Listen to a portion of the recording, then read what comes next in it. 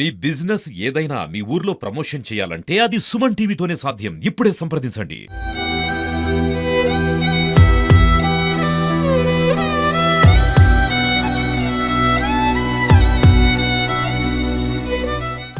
కల్వకుర్తిలో విషాద ఘటన తీసుకున్నది. అయితే తల్లి పిల్లలకు విషమిచ్చి తాను తిని చనిపోయింది. అయితే దీనిలో తల్లి ప్రసన్న చనిపోయింది, అలాగే కూతురు చనిపోయింది. ప్రస్తుతం బాబు పరిస్థితి విషమంగా ఉంది, ప్రస్తుతం చికిత్స పొందుతున్నాడు. దీనిపై మనతో అయితే కల్వకుర్తి సిఐ నాగార్జున గారు ఉన్నారు. సార్, అసలు వాస్తవానికి ఏం జరిగింది, మీకు ఎప్పుడు కేసు దీని మీద డీటెయిల్స్ వచ్చాయి?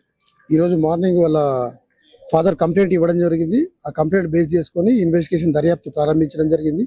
దర్యాప్తులో భాగంగా నిన్నటి దినము సుమారు అందాజా 4:30 ప్రాంతంలో ఎవరైతే భీమ్శెట్టి ప్రసన్న వివాహిత మహిళ, తను మరియు తన యొక్క కుమారుడు భీమ్శెట్టి హర్షిత్ రామ్ మరియు కూతురు భీమ్శెట్టి మేఘన, వీరు ముగ్గురు కూడా పాయిజన్ కలిపినటువంటి కేక్ ఫుడ్ తినడం జరిగింది.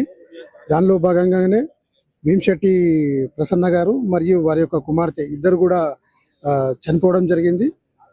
కొడుకు ప్రస్తుతం మహిళా హాస్పిటల్లో చికిత్స పొందుతున్నాడు. ప్రస్తుతం నిలకడగా ఉంది ఆరోగ్యము. ప్రస్తుతం దర్యాప్తు చేసిన కాడికి వాళ్ళు ఆన్లైన్ లో విషయం ఆర్డర్ ఇచ్చారని అంటున్నారు. దాని మీద ఏమైనా ఎంక్వైరీ చేశారు? ఆన్లైన్ లో వారి యొక్క ఎవరైతే మహిళ చనిపోయిందో ఆమె యొక్క కాల్ డేటా కానీ, ప్లస్ చాట్ హిస్టరీ కానీ, గూగుల్ హిస్టరీ కానీ, అమెజాన్ హిస్టరీ కానీ ఒకవేళ చెక్ చేసినట్లయితే దానిలో మనకి ఏమైనా హిస్టరీ ప్రకారంగా ఇక్కడ ఆన్లైన్లో పర్చేజ్ చేశారా, ఎక్కడ పర్చేజ్ చేశారనేది దర్యాప్తులో తెలుసుకోవడం జరుగుతుంది. అయితే బాధితురాలు చనిపోయిన బాధితురాలు రాసిన సూసైడ్ నోట్ లో ఏం చెప్పింది ఆమె? బాధితురాలు సూసైడ్ నోట్లో వాళ్ళ ఫాదర్ మనకు కంప్లైంట్తో పాటు హ్యాండ్ ఓవర్ చేయడం జరిగింది. ఇట్టి సూసైడ్ నోట్లో తన భర్త చనిపోవడం జరిగింది. తన కూతుర్ని, కొడుకుని తన భర్త చాలా అల్లారబుద్దుగా పెంచుకున్నాము.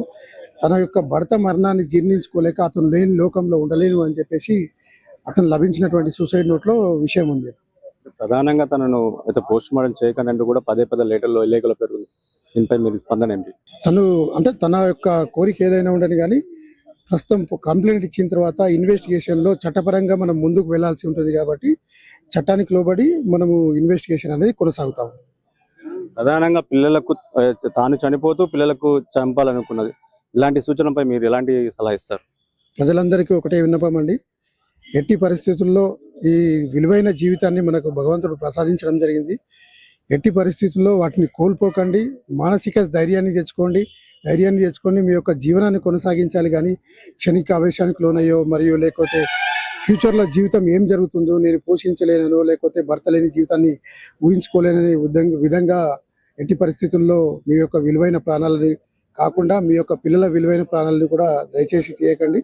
మీకు అందరికీ అదే విన్నపము, పోరాడండి, సాధించండి, కానీ విలువైన ప్రాణాలను తీయకండి. కల్వకుర్తి సిఐ గారు చెప్తున్న పరిస్థితి అయితే ఒంటరిగా అంటే తాను భర్త లేని జీవితం గడపలేనంటూ కూడా సూసైడ్ చేసుకొని చనిపోయినట్టు కూడా లేఖలో పేర్కొంది. ప్రధానంగా అయితే తన పిల్లలకు విషం ఇచ్చి ఈ కేక్ లో విషం కలిపి తాను తిని పిల్లలకు తినిపించినట్టు కూడా ఈ దర్యాప్తులో తేలింది. అయితే ప్రధానంగా ఇప్పుడు కూతురు తల్లి చనిపోయింది, బాబు మాత్రం పరిస్థితి విషమంగా ఉంది. ఎవరు కూడా అధైర్యం కోల్పోకూడదు, ఏదైతే దానికి తగిన సలహాలకు సంబంధించి కూడా ఇవ్వాలంటే మేము రెడీ ఉన్నాం కూడా అని కల్వకుర్తి సిఐ గారు చెప్తున్నారు. కెమెరామెన్ కర్ణాకర్తో సుమన్ టీవీ, మహబూబ్ నగర్.